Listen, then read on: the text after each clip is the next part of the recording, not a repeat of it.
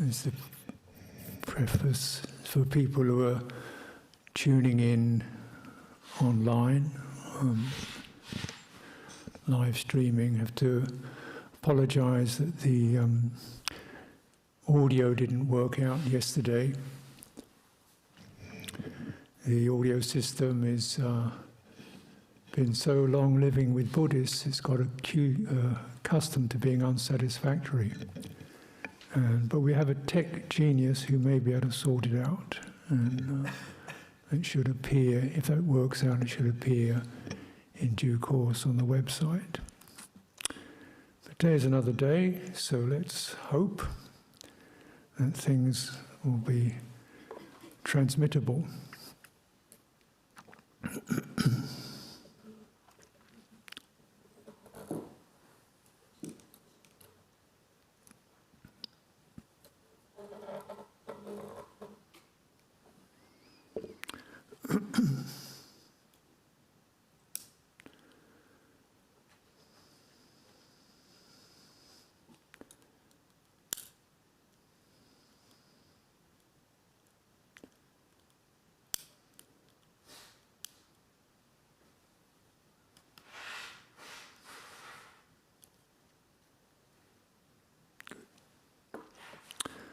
So I'll begin with the reading this morning. Namo tassa bhagavato arahato samma sambuddhassa. Namo tassa bhagavato arahato samma sambuddhassa. Namo tassa bhagavato arahato samma sambuddhassa. Buddhaṃ Dhammam Sangham Namasami.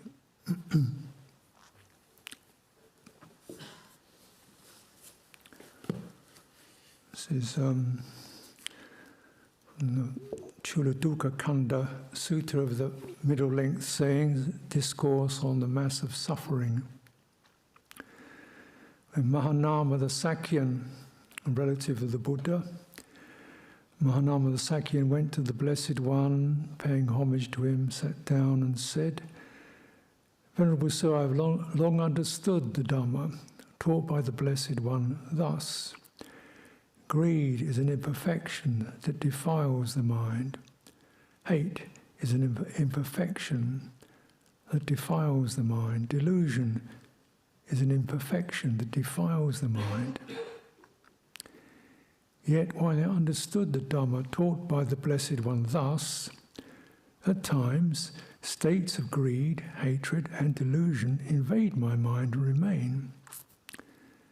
I wondered, Venerable Sir, what state is still unabandoned by me internally, owing to which at times these states of greed, hate, and delusion invade my mind and remain.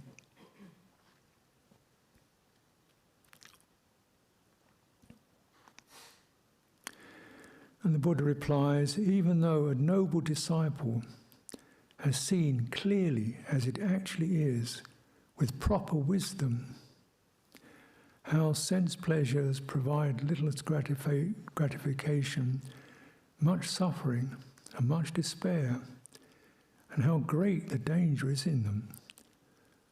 As long as he still does not attain to the rapture and pleasure that are apart from sensual pleasures, apart from unwholesome states, or to something more peaceful than that, he may still be attracted to sense pleasures.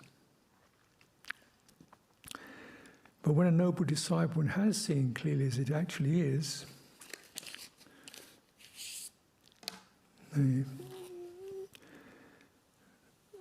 with proper wisdom, how sense pleasures provide little gratification, much suffering and much despair, and how great is the danger in them, and he attains to the rapture and pleasure that are apart from sensual pleasures, apart from unwholesome states, or to something more peaceful than that, then he is no longer attracted to sense pleasures.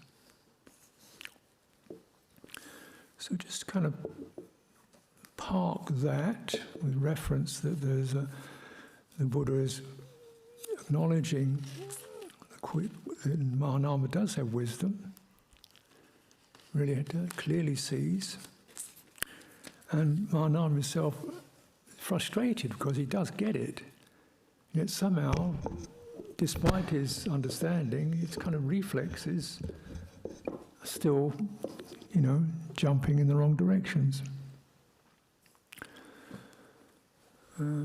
So what's missing?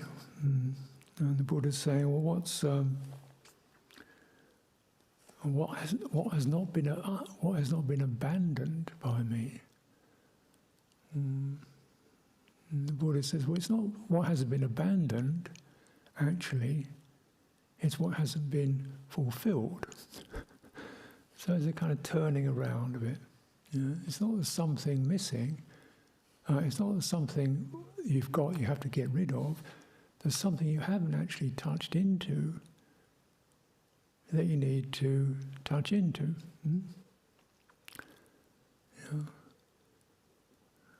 So the movement is not towards some kind of eradication of some fundamental flaw.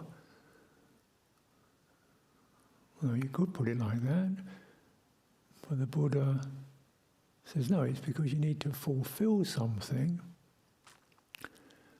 that will give rise to kinds of pleasure and peacefulness.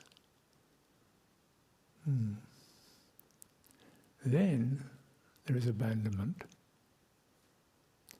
Then these hindrances, these blemishes are abandoned. The mind citta doesn't go there.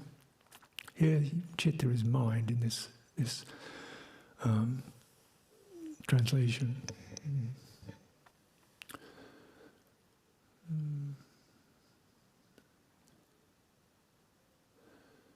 So again, we're looking very simply, we're looking at, Mahanama was looking at particular reflex qualities which are powerful, giddying, propelling, greed, hatred, delusion. And these are not ideas, they're feeling, they're felt, aren't they? And then rapture and pleasure are felt experiences. Peacefulness is felt, it's not an idea. So we're looking into this territory of feeling, sensitivity.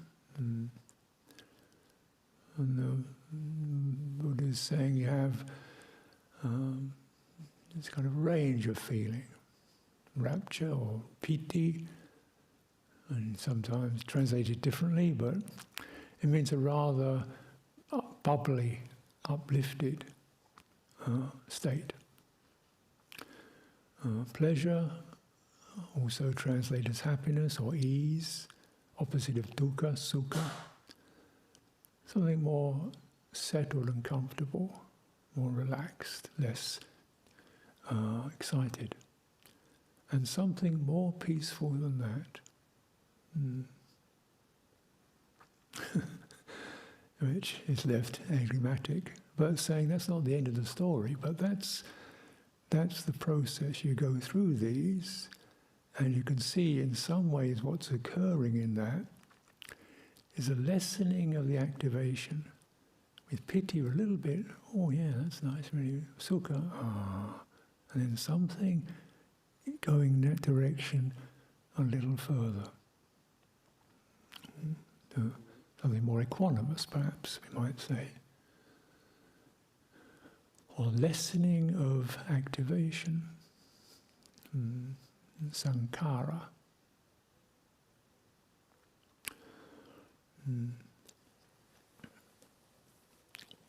Now, in terms of the outline of the process, or another very well read and well documented and simple guide to the process, satipatthana. Satipatthana, sati, mindfulness, upatthana, establishment. So establishing sati in the presence of bodily experience, and in terms of feeling experience, and in terms of mind, citta, or mind or heart experience, and in terms of what particular phenomena well up from that source. But as one recognizes these four satipatthanas and how they flow into each other and support each other, I think we have to bear in mind that the citta is essentially a feeling capacity, or subtle, coarse, refined. And citta is that which is liberated from being seized by greed, hatred and delusion.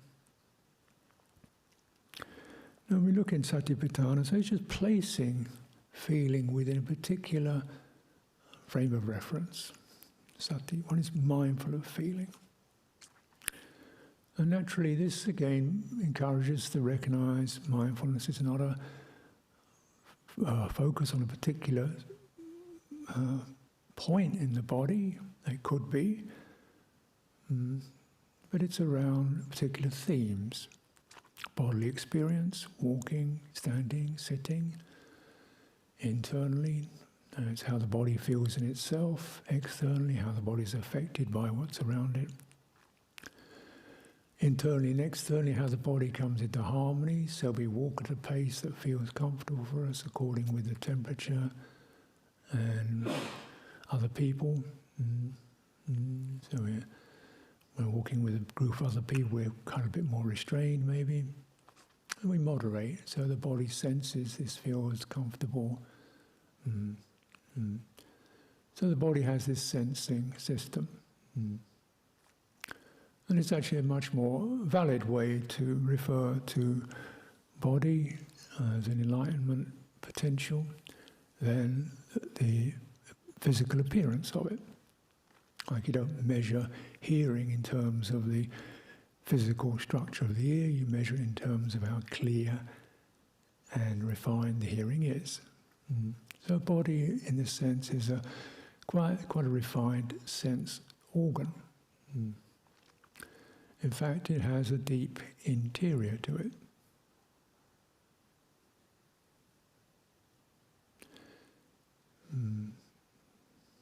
So we might say also, we recognize, as some of you probably practice, you have hearing sound, which is you're hearing an object, then you can turn the hearing to hearing the hearing, if you like. So it becomes going to this silence.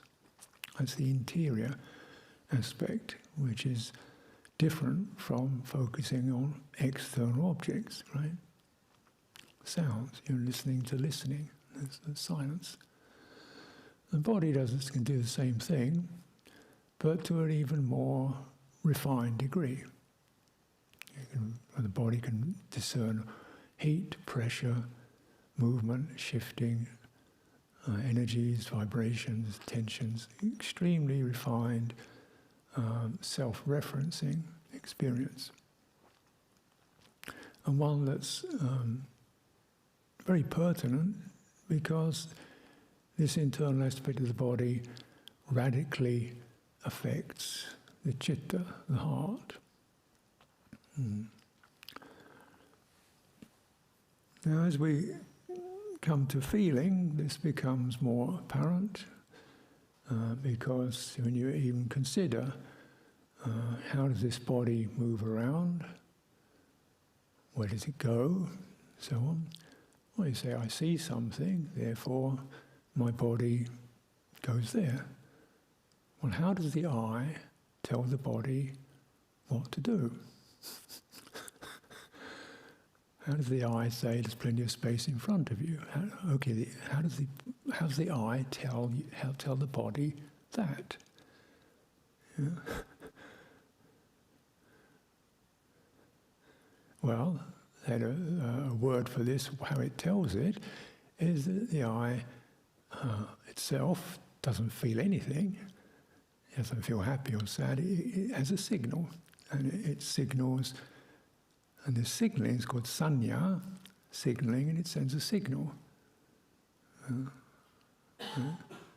Where does it send a signal to? It sends a signal to Chitta, which is the motivational feeling experience that says, full steam ahead, plenty of space in front of you. Take it easy. Looks like the ground there looks a bit soggy. Test it out with your foot first. Right? Now, if you're walking around in a world of no signs, no traffic lights, no signposts, no clocks, no lamps, such as 5th century BC India, that signalling system is very important because nothing else is going to tell you where to go and what to do, apart from what the eye can tell you. But at the same time, you don't go out through the eye, you don't get absorbed in the eye because you might not hear the tiger behind you. So in fact, all the senses are open, but you're not going out through any of them, you're just attending to all of them simultaneously as what signals are coming into this citta through these faculties. Yeah. You might smell the smell of a tiger on the wind. You might hear shifting of grass, which is an elephant, or the muttering of a voice of a thief somewhere in the bushes. So you're tuning into this system. It was and is the survival system, primary intelligence, you might say. The citta. And that's sensing, things, and that's informing the body what to do. Right? That's how it works. It still works like that, to a degree. But here's the piece why feeling becomes difficult, sometimes obscure, is that to a great degree we farmed that out, that intelligence, we farmed it out to signs and notices to tell us what to do, lights and buzzers to tell us where to go, GPS to tell us where to drive, all kinds of synthetic technology to inform us where to go and how to go, what speed to go at, and when. So basically we shut off the citta from active engagement, from doing its job. We shut off, we somehow block or don't listen to the communication between the citta and the body. It's kind of irrelevant. So the citta kind of sits inside that. It's kind of mumbling and muttering to itself, all kinds of moods and feelings going on, because it's not doing its job. It doesn't know where it is. And the body kind of shuts down because, it's kind of irrelevant too. Because you jump in your car, or you get on the train. Or it doesn't matter what your body's doing because your eyes are telling you, go here, go there, go here, go there. So the body is kind of just a dumb vehicle. What it's sensing is irrelevant. And what we feel about it is irrelevant. So that aspect of life kind of gets occluded. We lose some receptivity, some sensitivity to here and now, poise, and balance, and autonomy. We get driven on tracks, we lose autonomy. And then losing autonomy, losing that sensing system, we also become extremely stupid and prone to all kinds of slogans and buzzwords and flashing lights and signals and stuff just grabbing at us, and without checking in what's happening to the heart, what's happening to the body, because they've kind of closed down or withdrawn from that, and yet they're not So the citta is then muttering in its cave. You know, where am I going? What am I doing? What am I supposed to do? I feel unhappy. You know, first got to go do this, got to do that. Got to hurry up. Next, what's going to happen next? You know, this kind of dislocated citta. Because the drives and passions and triggering of uncertainty haven't closed down, but they're just creating fantasies. And this is the plight of the disembodied worldling. By not being where they are, the citta concocts a fantasy world of where they should be and could be, and what other people think they are. We live in a world of ghosts.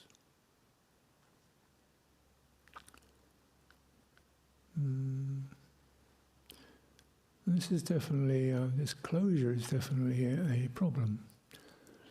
But feeling has other problems to it.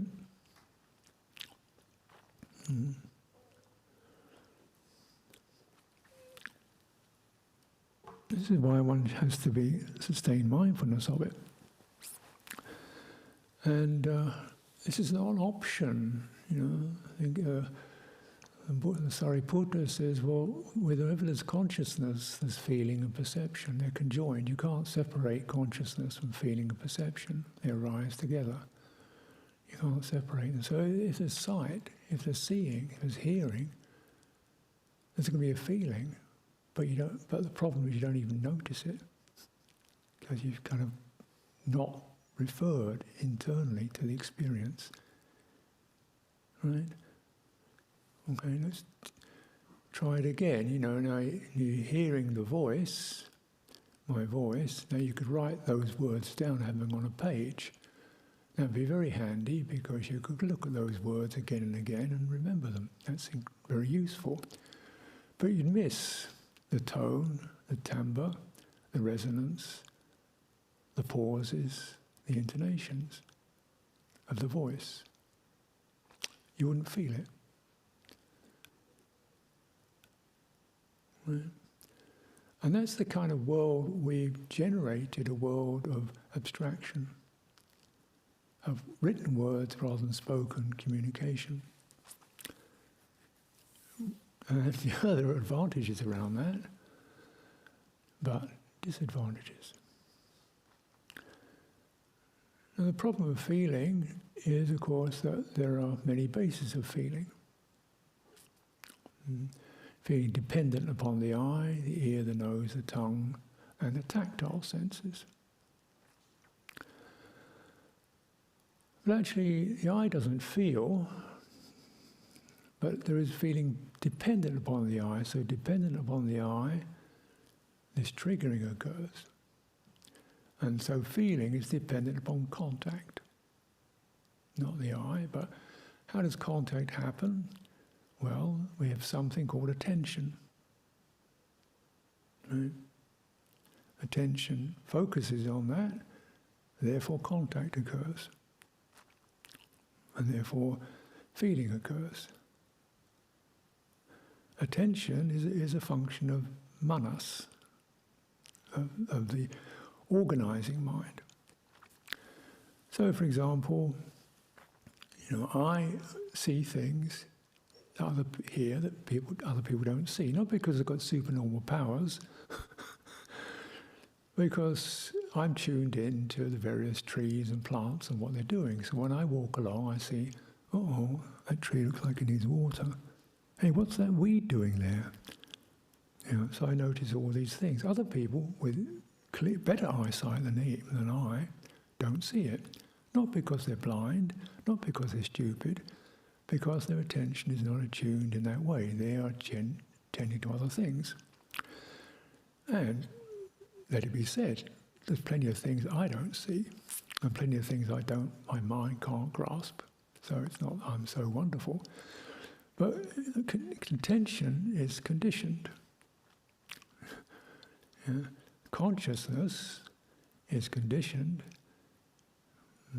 I mean, what consciousness picks up is dependent upon attention. Attention is another sankhara. It's something that's volitionally generated. I'm interested in this particular thing. Yeah. That's a volition, interest.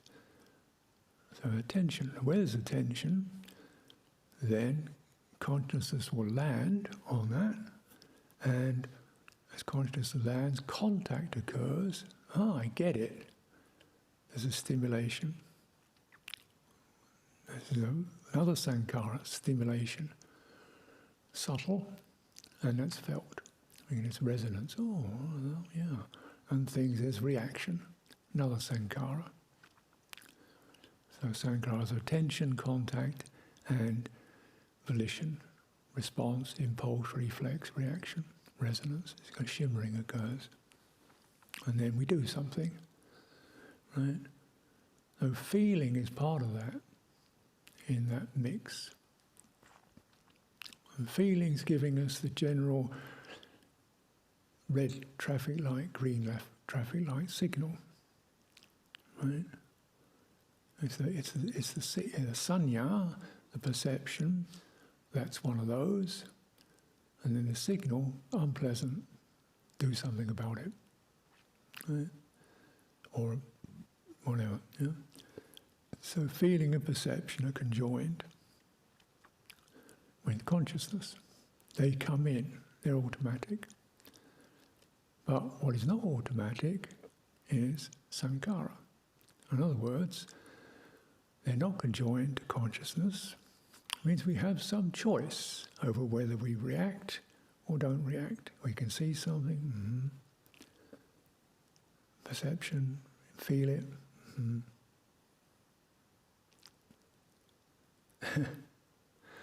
If this is not the case, this simple fact were not the case, there would be no liberation.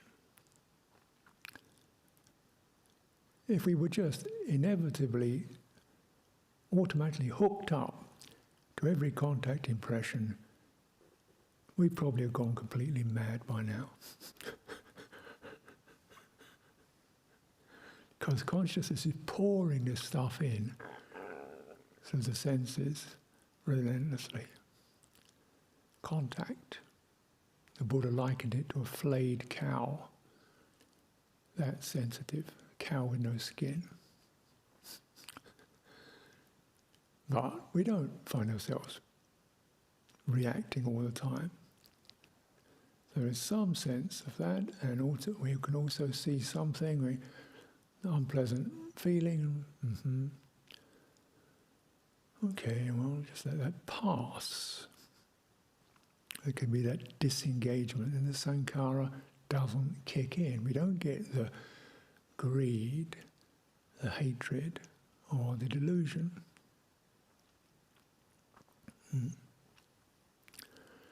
How does this process occur? And we have to, first of all, because when we are hooked up, we have to recognize there's an alternative. And the alternative is very comfortable, not just the brutal, leaving away from sources of pleasure or ignoring sources of discomfort, not just a brutal separation from the senses or a brutal endurance. Oh, painful feeling, okay, just bear with it till it goes away. No, we've got another option. And this is, the Buddha says this is about contemplating feeling as feeling and recognizing the different basis of it. And it's not just all sense contact. And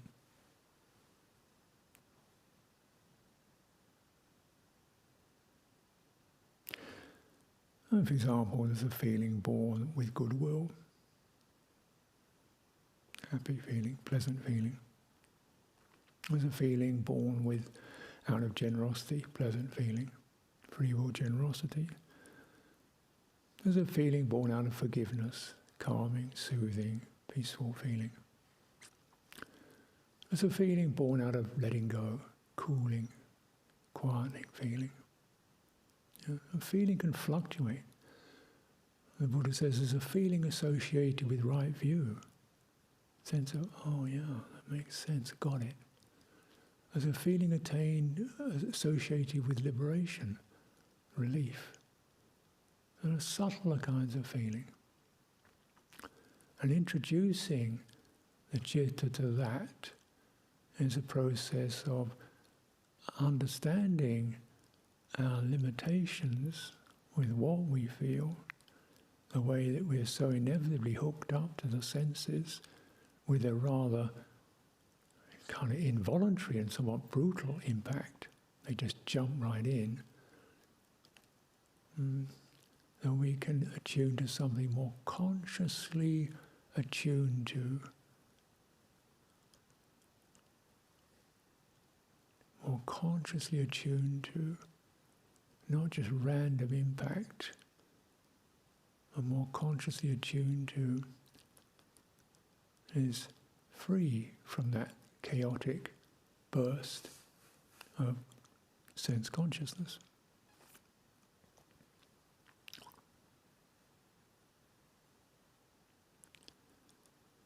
Okay. So I've already suggested the basis of these and how these skillful heart states are to be fostered and generated, and not just out of some kind of moral obligation, but really appreciating the feeling of them.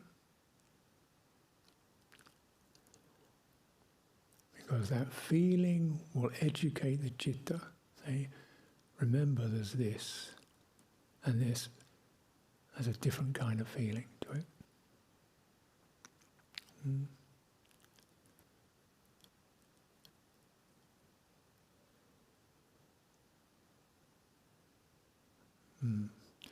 So let's refer to Satipatthana.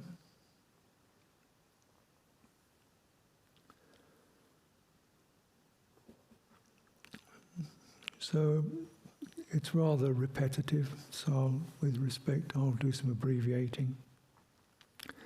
How does a bhikkhu abide contemplating feelings as feelings, feels a pleasant feeling, understands, pajanati directly knows this is a pleasant feeling. So if I see something, I think, well, that's fantastic. No, that's not fantastic. It's just the feeling arising. That's quite a good thing to do, just in itself. Just that's a really nice looking plate of food there. No, there's a feeling. That contact, perception, feeling happening. So you're kind of getting some leverage on that volition to grab the food, or whatever. Same with an unpleasant feeling, or neither pleasant nor unpleasant, it's undetermined. You contemplate it. And you start to track your actions on feeling, around understanding feeling. Rather than what your senses tell you, it's a great looking plate of food there, go and get it. No, that's a feeling. Okay? That feeling's not in the food. The feeling's happening here, in this contact impression. So you're grabbing let's just grab this and deal with this. And you get this surge, and then you contemplate it, and you contemplate it, as the sutta says, one contemplates it, a rising factor, rising up, subsiding, arising and subsiding, just these waves of it.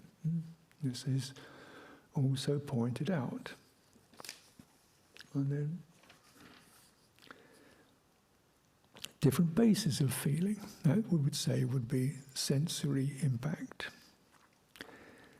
When feeling translation here says worldly pleasant feeling, and then an unworldly pleasant feeling.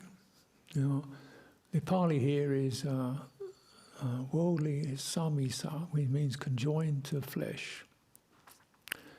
Niramisa, unworldly, means not conjoined to flesh. This is, we might say, materiality. Might be another way of putting it. Non-materiality. Now, non-materiality doesn't necessarily mean thinking. It means something not material. And as we've established our sati in the body, the first satipatthana, where in the body is there feeling not associated with flesh or what the body contacts, tactile impressions. Well, it's a feeling associated with joy that arises in the body.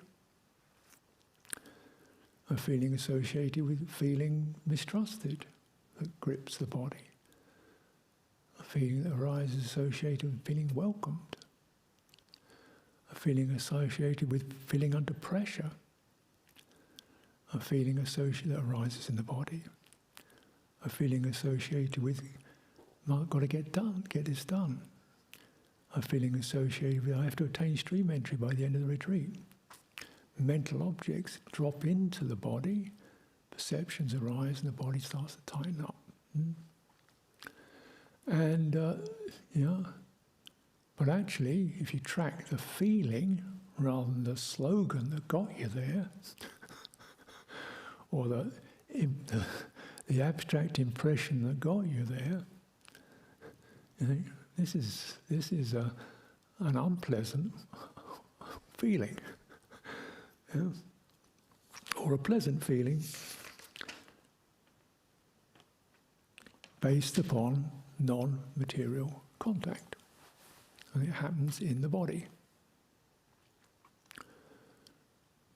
So I was talking to someone on a retreat recently he'd gone to the retreat with a sense of, I have to attain stream entry by the end of the retreat, otherwise I'm a failure.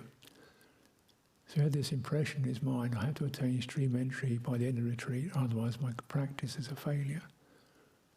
So he had this idea,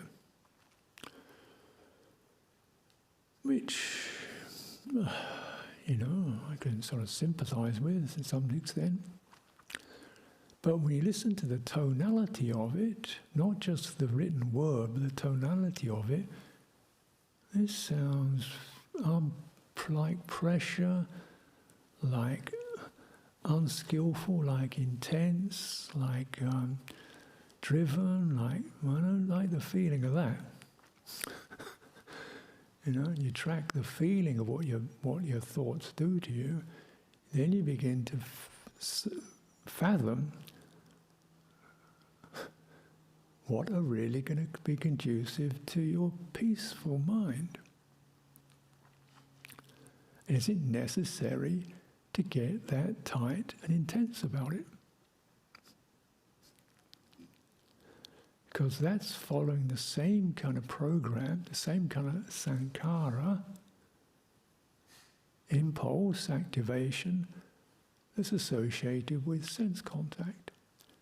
Grab it, get more of it, have another one. That's the sankharas associated with sense contact. They're very directive and grabbing. You can use the same set of sankharas for meditation, and it will do much the same thing. Now, when we refer to something more innately about the inner quality of the body, it's deeply receptive, just like the listening of the ear is a receptive system. It's not going anywhere, it's receiving. Now, receptivity, when you attune to that, it doesn't have drive, it doesn't have urgency. Those mess it up. It doesn't mean you're passive or stupid or inert. It just means you're really receptive and you tune in to that receptivity. And then with that receptivity you can sense, I'm getting a bit, skittish, a bit, giddy, steady up. I'm getting a bit uptight, just ease off. Am I going to get mechanical, get fluent, You can get into pretty refined sensitivity to various formations that are occurring, dependent, and you feel them. You don't just approve or disapprove, you feel them. And your feeling system will tell you, I don't want this. This is not conducive to my balance and harmony, which is what I seek. So we begin to unplug sankharas associated with time, which is an abstraction. How long? How quick? Which is the quickest way? How long do I have to do this? You run those messages through your system, it's going to wind you up. Right? Harder, faster, more intense. No, that's the message of the sensory tuning in. Receptivity doesn't do that. It says, can you deepen? Can you listen more? Can you listen long? Can you deepen in? Can you sense? And you'll begin to sense, no, that's unwholesome. Feels rough, feels abrasive, not conducive to my welfare. Oh, it was entangled. And your system will begin to filter out those roots of those hindrances. The system which is the citta and the body working together. And this is like, what meditation is about, really. My opinion. And therefore it's all ongoing, isn't it? You can keep that going to some extent throughout the day. You've still got a body, you've still got a citta, you haven't disappeared. So even to localize practice into, my hour on the cushion, which,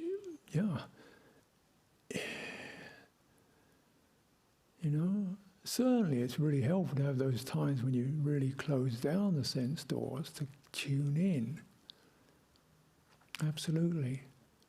But also change the sankhara from driven and going and getting and having and what I will be into receiving in the body.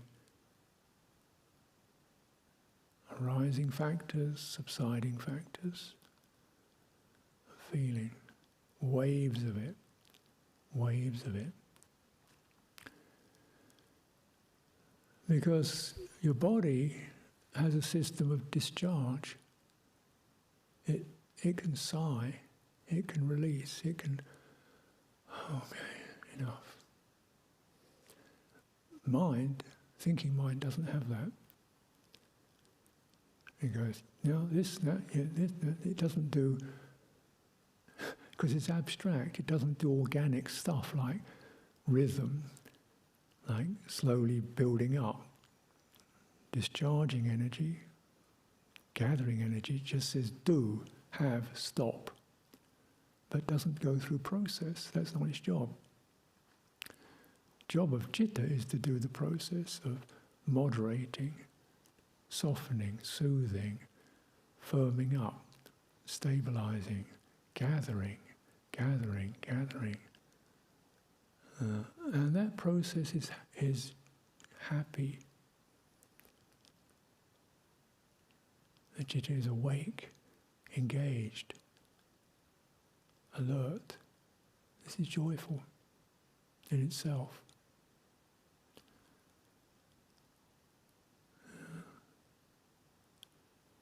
This is piti,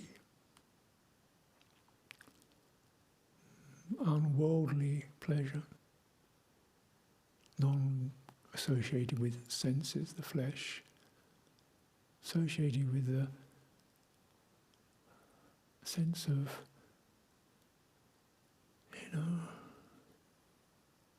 coming alive in this feeling zone and being able to moderate it and master it And as the Buddha says, a cultivator is someone who skillfully cultivates their own pleasure. And something beyond that. That the feeling will subside. That's not meaning, it doesn't mean bad, it just means it subsides, and as it subsides it becomes softer till it becomes more quieter, and the citta starts to enjoy that. But our process is one of, we've got to kind of enhance the receptivity to discern that quality of the subsiding and how things arise. So that process of weaning the citta.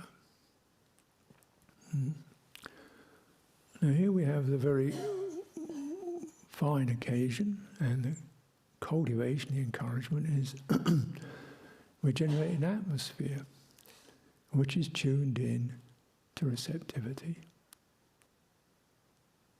We generate an atmosphere that's not about doing a lot. We try to limit the amount of signals, sounds, buzzers, lights, slogans, just to what's necessary, and ask you to just listen up deeply. And cultivating that quality of receptivity through keeping silence. Because one thing that's enormous impact on all of us is the sound and the timbre and the resonance and the mood of the human voice. Of course, that's how Dhamma is communicated, but we keep it minimal to that, so a lot of the listening can be quite open. We're quite careful even when we move around softly, not clanking metal objects around, and opening doors softly. We tune into that, and then somehow that allows the receptivity to unfold. We live such great fortune to be in a situation where you can walk outside this hall and it's just gentle sound, birds, trees, sights, distances, colours, soft, non-invasive, and you can open to that. Not these things to be attached to, but they're just encouraging us to be more receptive. So using the external also as a basis for feeling that's moderated, that touches the heart. Because when now the sense impact is moderate, to that we also discern, how wonderful it is. How grateful to be in such a marvellous place. May others enjoy this. May others enjoy this too. Gratitude and generosity arises. May we look after this place so it's a shelter for many. Compassion and action arises. Those intonations arise. These are gladdening. Give us a sense of purpose and involvement that is gladdening for the heart. It's not just drifting around like ghosts, obsessed with our thoughts. This is to be encouraged. Because, when we look in the realities of human life, a lot of we've lived in abrasive environments, abusive environments, contaminated environments, careless, callous environments, either social or familial or childhood or whatever. What happens is the receptivity has to close down because you just can't bear it. So we develop a thick hide, a defensiveness and withdrawal that's not suitable withdrawal. It's actually just shut down. So, and in that there is no growth because the citta just broods internally, stuck internally. So this gentle opening internally, externally, deriving skillful, unworldly feeling from sense contact and from non-sense contact. Just from the mood of the heart, the gestures of goodwill and contentment, appreciation. And these are not just, as I said, these are not just thoughts. You may think them, remember them, and you drop that thought or that recollection into your heart. Do it again, and do it again, and do it again. And eventually you get it, the resonance starts. Oh yes, the heart picks it up, and it shimmers, and there's joy, gladness arises. Lingering in that, lingering, absorbing it, it begins to fill the body. And this is how this gets established, which is called samadhi. And that's the basis for something more peaceful than that. But we'll leave that for another day.